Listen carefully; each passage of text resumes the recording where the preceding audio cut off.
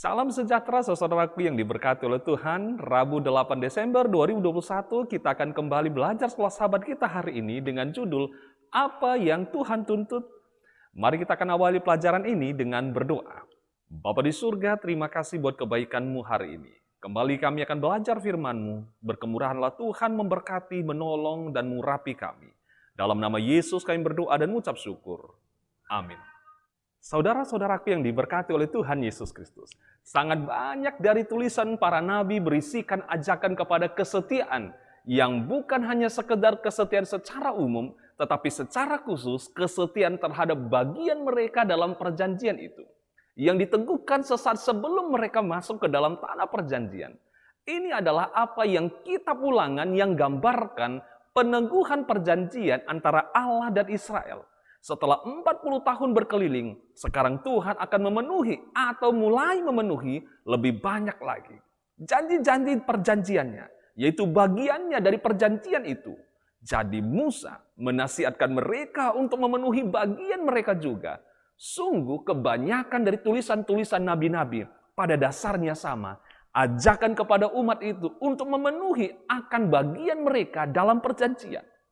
Marilah kita baca firman Tuhan dalam Mika 6 ayat 1-8. Apa yang Tuhan sedang sampaikan kepada bangsa ini dalam ayat-ayat itu. Dan bagaimana hal itu berhubungan dengan Kitab Ulangan.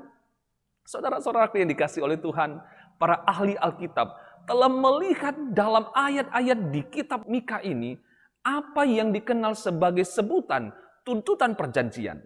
Di mana Tuhan menguatkan atau mengangkat sebuah kasus melawan umatnya oleh karena pelanggaran terhadap perjanjian. Dalam kasus ini, Mika mengatakan bahwa Tuhan mempunyai pengaduan terhadap umatnya. Seperti tertulis dalam Mika 6 ayat 2. Di mana kata pengaduan dalam bahasa aslinya rib bisa berarti sebuah perselisihan hukum. Artinya di sini Tuhan sedang membawa sebuah kasus hukum melawan mereka. Satu gambaran yang mengimplikasikan aspek hukum atau selain dari aspek hubungan dari perjanjian. Hal ini seharusnya tidak mengherankan karena bagaimanapun juga pusat dari perjanjian itu adalah hukum. Saudara-saudara yang diberkati oleh Tuhan, perhatikan juga bagaimana Mika meminjam secara langsung bahasa dari Kitab Ulangan. Maka sekarang, hai orang Israel, apa yang minta daripadamu oleh Tuhan Allahmu, selain dari takut akan Tuhan Allahmu, hidup menurut segala jalan yang ditunjukkannya, mengasihi Dia, beribadah kepada Tuhan Allahmu dengan segenap hatimu dan segenap jiwamu, berpegang pada perintahnya dan ketetapan Tuhan yang kusampaikan kepadamu pada hari ini, supaya baik keadaanmu. Seperti tertulis dalam Ulangan 10 ayat 12-13. Namun, gantinya mengutip langsung, Mika memodifikasi ayat itu dengan menggantikan huruf-huruf dari hukum, dari Kitab Ulangan dengan roh dari hukum itu, yaitu berlaku adil dan penuh kemurahan. Apa yang sepertinya sedang terjadi di sini adalah bahwa apapun penampilan luar dari agama dan kesalehan, contohnya persembahan-persembahan binatang, yaitu ribuan domba jantan, bukan hanya itu yang merupakan inti hubungan perjanjian antara bangsa Israel dengan Allah. Apapun yang baik dari segala penampilan luar, dari keagamaan dan kesalehan ini, jika sebagai contoh mereka menginginkan ladang-ladang mereka merampasnya dan rumah-rumah mereka menyerobotnya, yang menindas orang-orang dengan rumahnya, manusia dengan milik pusakanya. Mika 2 ayat 2. Bangsa Israel seharusnya menjadi satu terang kepada dunia, di mana sehubungan dengan hal ini bangsa-bangsa di sekitar akan berkata dengan penuh kebenaran, memang bangsa yang besar ini adalah umat yang bijaksana, yang berakal budi. Seperti tertulis dalam Ulangan 4:6. Saudara-saudaraku yang diberkati oleh Tuhan.